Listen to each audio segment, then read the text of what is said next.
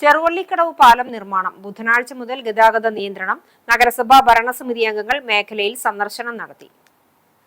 കുന്നംകുളം നഗരസഭയെയും കാട്ടകമ്പാൽ പഞ്ചായത്തിനെയും കൂടി ബന്ധിപ്പിക്കുന്ന ചെറുവള്ളിപ്പുഴ പാലം ഏപ്രിൽ 29-ന് ബുധനാഴ്ച പൊളിക്കും.